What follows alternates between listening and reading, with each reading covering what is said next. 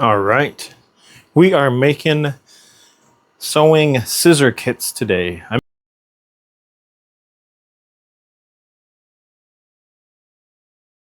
make a lot of seam rippers and they are 8mm tubes. This is a 9mm tube. So what we need to do is move a couple things here. And we need to trim them up. So I've drilled the blanks and glued the tubes in. And now we need to trim them. So when I'm barrel trimming or drilling or sanding, I personally like to be on the slowest setting possible. So again, we've got that 8mm tube inside the 9mm tube, and that'll keep us flush. You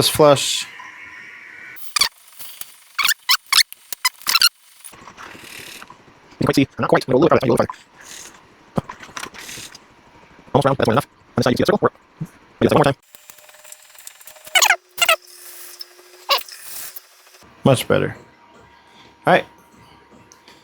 Tube is drilled. So I'll give you a quick look at what this is going to look like.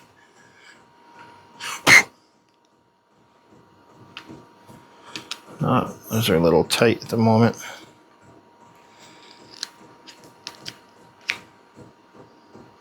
I'll go in like that. And you'll stick it out and be able to cut.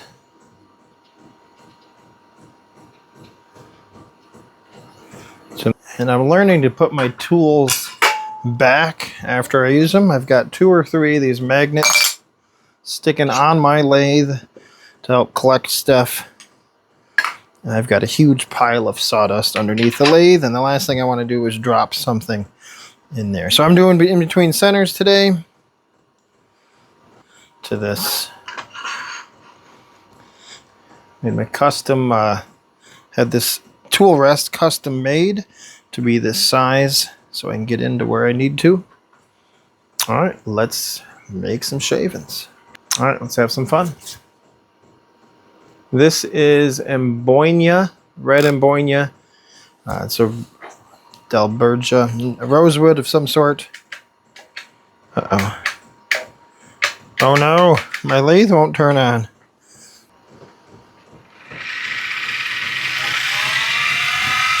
And you'll hear the noise. I do need to change my bearings, but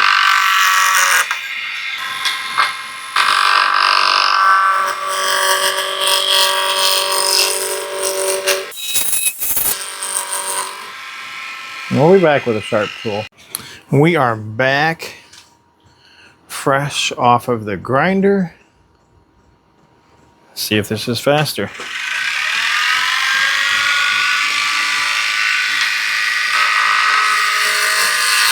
Much better.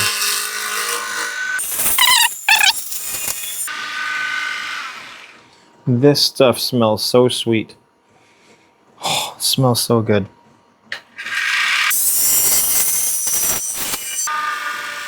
So I rough round with a roughing gouge. I find it to be the quickest, with the least amount of tearing out, especially on the acrylics or 3D printed blanks.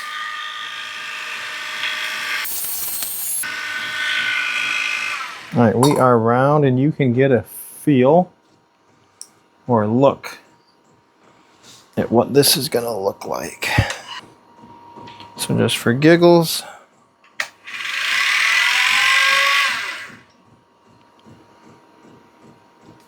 if the light's any better, look at that. Wow, gorgeous piece of burl right there. Just gorgeous. Now we gotta turn this more to size and shape that we're looking for. In the middle.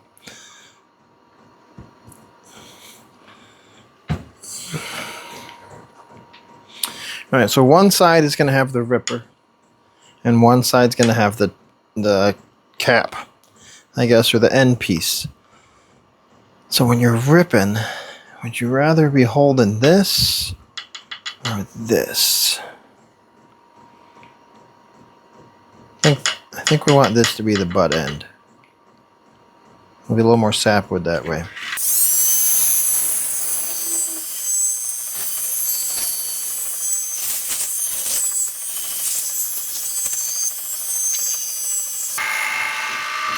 So if, in essence, instead of scraping, I'm riding the bevel. I'm on it, now I'm cutting. So you can use a carbide, if you do it right, as a shear cut.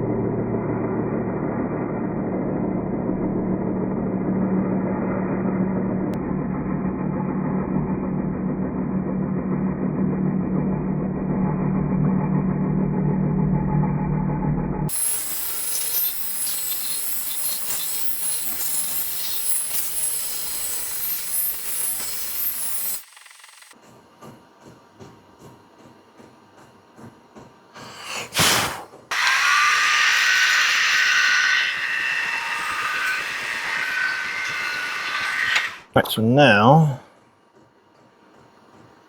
I will test fit it into the piece.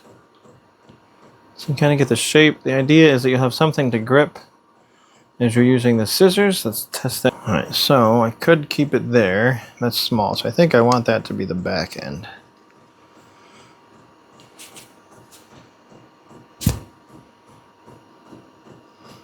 So when I'm doing that, this finger is hitting that notch. The seam rippers, I usually do it like this, but this, you actually need your thumb up here. So I think that I got bigger hands. I'd like it actually a little bit longer for me, but most of my customers are female. So that's what it's going to look like. I need to test fit this piece, which is about the same as this. So I think that'll work. I think we did it. Now the cool thing is I was using carbide and I was not scraping. I actually had the carbide, if you can look in the video, tilted on end. And that gives me a nice cut. The only spot I might have to sand is going to be up the top. But my carbide is actually not quite at a 45. To scrape, you're doing this, right? You're hitting it just like that. Instead, I'm going and almost riding the bevel. It gives it kind of a shear cut. I have not sanded. And look at that. So I can start with 150 at least.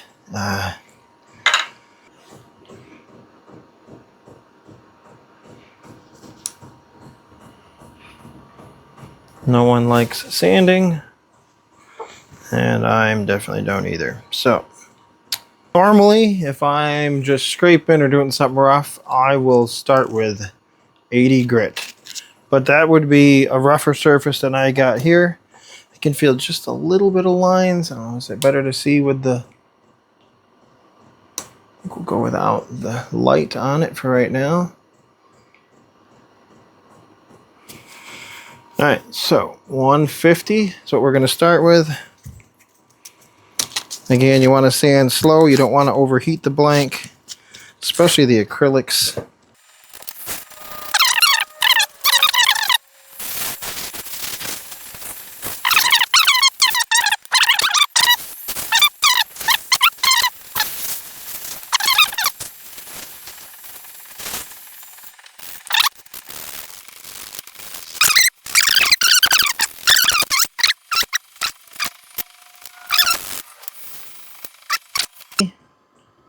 $240.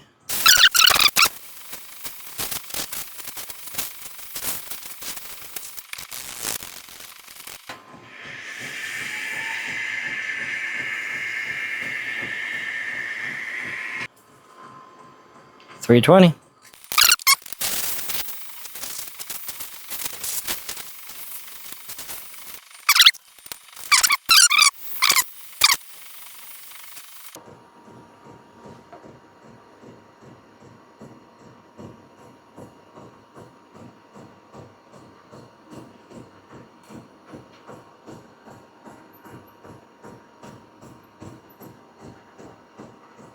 That's a trick with small turnings. You want the most figure you can get in one blank that small.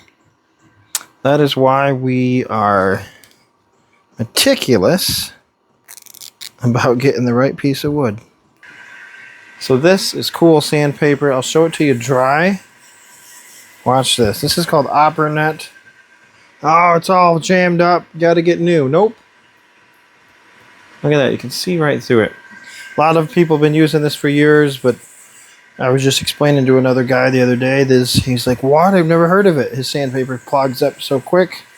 This stuff can last forever. With it.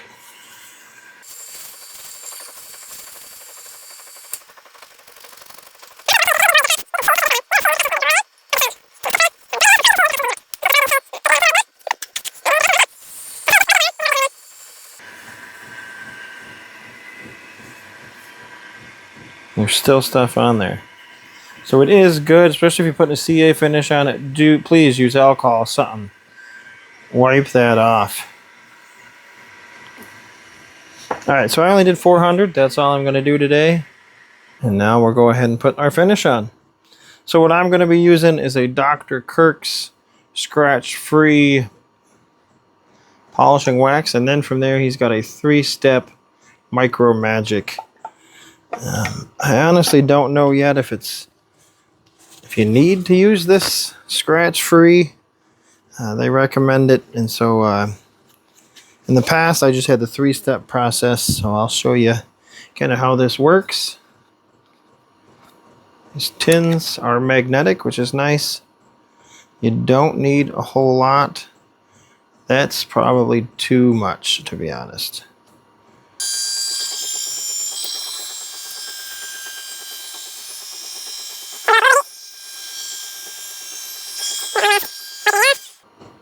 Look at that, beautiful. All right, so we've done the scratch free. Now we're going to go to Micro Magic step 1.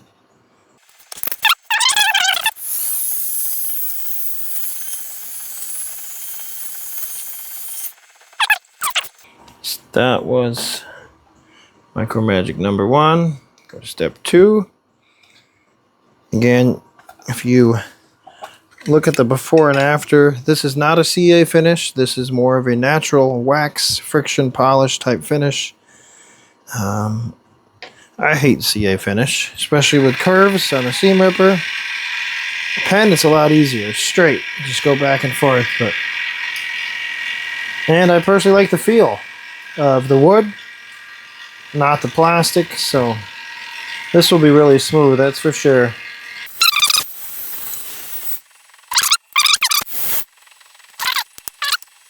Now I'll do step 3, and then we're done.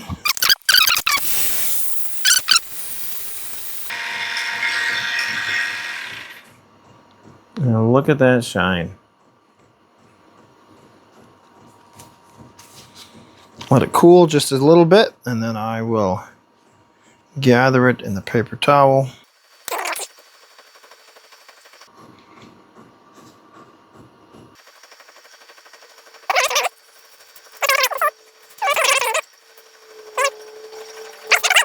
And we have the finished product. Get the light on a little better. So this is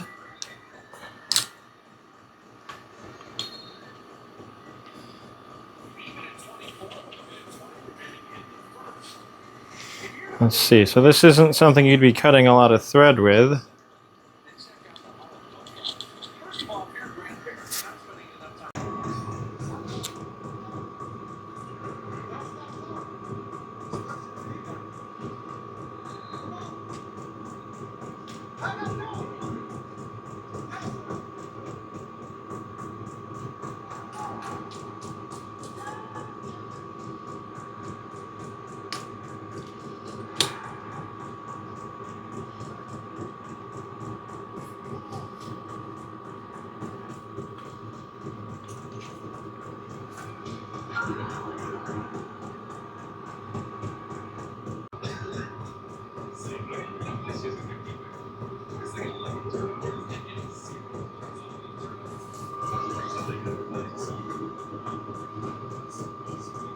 And this is what it looks like with the scissors put back into the handle.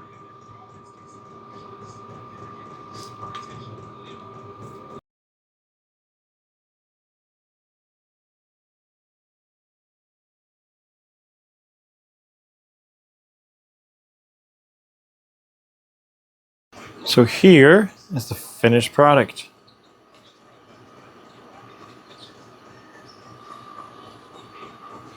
It's not something you'd be cutting a lot of fabric with, but this would be kind of a backup scissors. Need to cut some fabric real quick. Or some thread.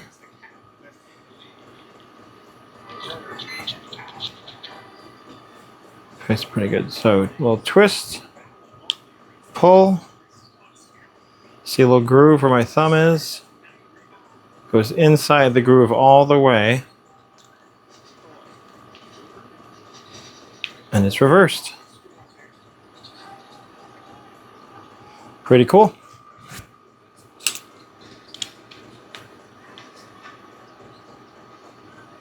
Fits great into your hand. Good stop, good grip.